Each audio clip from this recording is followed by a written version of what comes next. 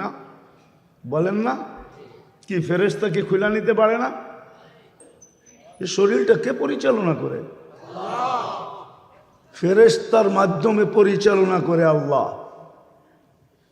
নাহলে প্রযুক্তির দিকে যদি তাকান তো আপনার শরীরটার ভিতরে চলার কি সিস্টেম আছে আমাকে দেখান।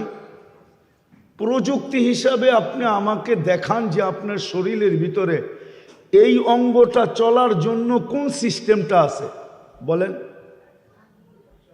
আমি ডাক্তার নিয়ে আসবো আপনাদের এখানে, ডাক্তারকে জিজ্ঞেস করে তারপরে সত্যায়িত করব কোন সিস্টেম আছে প্রযুক্তি হিসাবে।